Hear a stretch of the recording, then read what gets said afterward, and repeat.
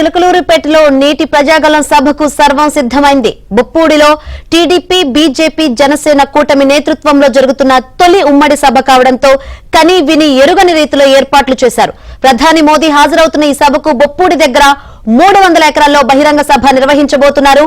కూటమి పొత్తు ఖాయమైక తొలి ఎన్నికల సభ కావడంతో 3 పార్టీలు ఈ సభను అత్యంత ప్రతిష్టాత్మకంగా తీసుకున్నాయి.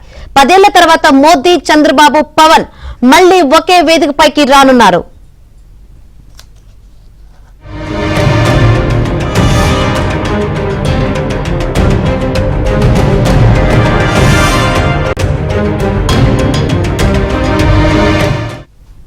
రెండు 2014లోనూ 3 పార్టీలు గుంటూరు జిల్లా నుంచే ఎన్నికల ప్రచారం ప్రారంభించి విజయ దుందుభి మోగించాయి. అదే సెంటిమెంట్ తో ఇప్పుడు కూడా గుంటూరు గడ్డపై నుంచి శంఖారావం మోగించబోతుండడం ఆసక్తికరంగా మారింది. ఈ సభకు రాష్ట్రం నలుమూలల నుంచి లక్షలాది మంది ప్రజలు తరలి రానున్న నేపథ్యంలో లోకేష్ నేతృత్వంలో 3 పార్టీల ముఖ్య నేతలు వివిధ కమిటీలతో సమావేశమయ్యారు. బహిరంగ సభకు హాజరయ్యే లక్షలాది మందికి ఎలాంటి అసౌకర్యం కలగకుండా పకడ్బందీగా ఏర్పాట్లు చేశారు. ప్రధాన వేదికపై మోదీ, చంద్రబాబు, పవన్ తో పాటు మరో 27 మందికి మాత్రమే అవకాశం ఉంటుంది. సాంస్కృతిక కార్యక్రమాల కోసం మరో వేదిక ఏర్పాటు చేశారు. సభలో ప్రజలు కూర్చునేందుకు 24 గ్యాలరీలు ఏర్పాటు చేశారు.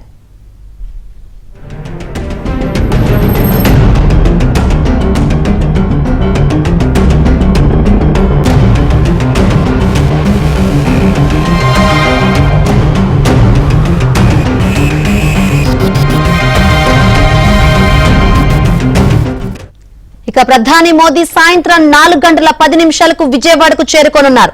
గన్నవరం నుంచి ప్రధాని హెలికాప్టర్లో బొప్పూడి చేరుకోనున్నారు. హెలిప్యాడ్ నుంచి రోడ్డు మార్గంలో సభ వేదికకు చేరుకుంటారు. సాయంత్రం 5 గంటల నుంచి 6 గంటల వరకు ప్రధాని మోదీ సభలో పాల్గొంటారు. సాయంత్రం 6:10 హెలిప్యాడ్ వద్దకు చేరుకుంటారు. సాయంత్రం 6:55 ప్రధాని తిరిగి గన్నవరం చేరుకుంటారు. రాత్రి 7 గంటలకు హైదరాబాద్ బయలుదేరి వెళ్తారు.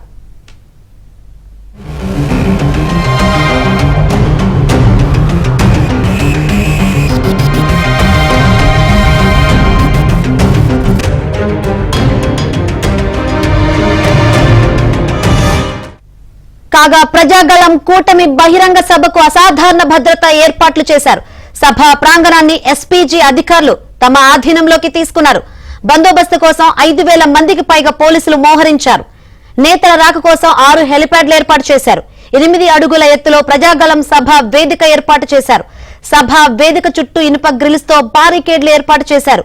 వేదికపై 14 అడుగుల భారీ ఎల్ఈడి డిస్ప్లే, ప్రజలు వీక్షించేందుకు సభా ప్రాంగణంలో 14 ఎల్ఈడీలు ఏర్పాటు చేశారు. బైకులు, కార్ల కోసం ప్రత్యేక పార్కింగ్ సౌకర్యం ఏర్పాటు చేశారు.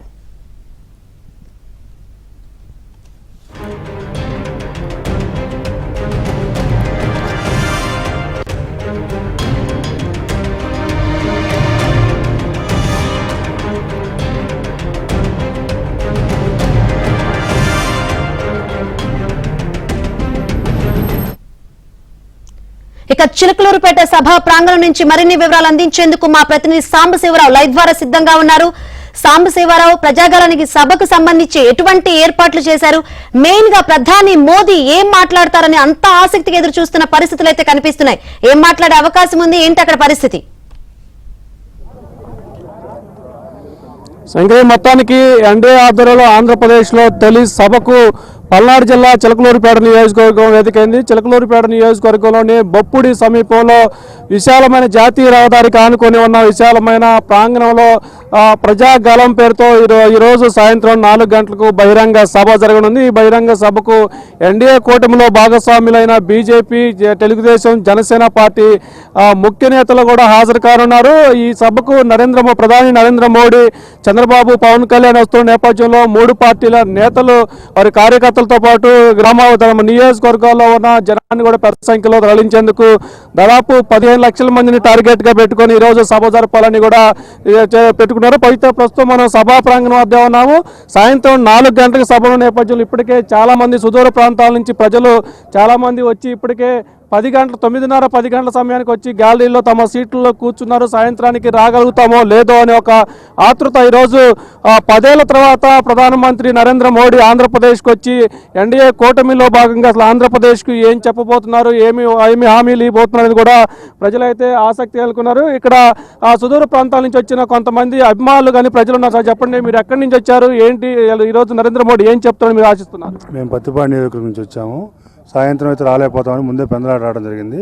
నరేంద్ర మోడీ ఆంధ్రప్రదేశ్ కోసం సపరేట్ హామీలు ఇస్తారని ఆశిస్తూ ఉన్నాం మేము. ఏంటి ఈరోజు దాదాపు 3 పార్టీలు కలిసి గతంలో 2014లో 3 పార్టీలు కలిసి పోటీ చేసినప్పుడు గెలిచారు. ఈసారి ఆ పరిస్థితి ఎలా ఉంది? పోయినసారి ఇచ్చిన హామీలు నిలబెట్టుకోలేకపోయారు. ఈసారైనా కూడా హామీలు నిలబెట్టుకొని అత్యధిక మెజార్టీతో గెలుస్తారని ఆశిస్తూ ఉన్నాం. ఇది మరికొంతమంది ఇక్కడ సుదూర ప్రాంతాల నుంచి ఇప్పటికే వచ్చిన వారు ఉన్నారు. సరే, మీరు ఎక్కడి ఏ ఊరు నుంచి వచ్చారు సార్? మీరు అవసాయపాలెం. ఏంటి ఈరోజు ప్రధాని నరేంద్ర మోడీ వస్తున్నారు, ఏం చెప్తారని మీరు ఏం కావాలని కోరుకుంటున్నారు? 2014 2024 మళ్ళీ రిపీట్ అయింది. తెలుగుదేశం, జనసేన, బీజేపీ కలిసి ఆంధ్రప్రదేశ్ బాగుండాలి. రైతులు బాగా ఇబ్బందిగా ఉన్నారు. అందరికీ మంచి జరుగుతుందని చెప్పి బీజేపీ, జనసేన, తెలుగుదేశం అలవెన్స్తో కలిసి రావటం చాలా మంచిదని మన ఆంధ్రప్రదేశ్లో జనం బాగా కోరుకుంటున్నారు. ఎలక్షన్ కోసం ఎదురు చూస్తున్నారండి జనం. రైతులు బాగా దెబ్బతిని ఉన్నారండి. ఎప్పుడు ఎలక్షన్ వచ్చేటప్పుడు చంద్రబాబు జనసేన మోడీ గారికి ఓటేసి గెలిపించి ఇబ్బందులన్నీ కొద్దిగా పోతాయని అనుకుంటున్నారండి. ఎక్కువ శాతం భారీ మెజారిటీతో గెలవబోతున్నారండి. టెన్షన్గా ఉంది అంతగా. మేము ఆళ్ళగడ్డ తాలూకా కర్నూలు జిల్లా సార్ మాది. అక్కడ ఉంటే వచ్చాం సార్. రాత్రి బయలుదేరి వచ్చినాం ఇక్కడికి. మోడీ గారు ఏం చెప్పాలని కోరుకుంటున్నారు? మోడీ గారు చంద్రబాబు కలిసి వచ్చినారు కాబట్టి భారీగా గెలిచారని అనుకుంటున్నాం. మేనిఫెస్టో కూడా ఉందనుకుంటున్నారు. ఏం కావాలనుకుంటున్నారు ప్రజలుగా? రైతు తరఫున రైతు బాగుపడతారు వీళ్ళు వచ్చాక. అంతే, చంద్రబాబు వచ్చినాక రైతు బాగుంటాడు సార్. అట్లా రాష్ట్రం బాగుంటుంది, ప్రజలు బాగుంటారు. అట్లా నంద్యాల జిల్లా ఆలగడ్డ నియోజకవర్గం నుంచి వచ్చామండి. ఏంటి అసలు మీటింగ్ ఏం జరగబోతుందని కోరుకుంటున్నారు? నరేంద్ర మోడీ గారు ఆంధ్రాకు ఏదైనా స్పెషల్ టెస్ట్ కానీ ఇంకా ఏదైనా కానీ ప్రాతినిధ్యం వహిస్తే చాలా సంతోషకరమైన విషయాలు తెలియజేస్తారని ఆశిస్తున్నామండి.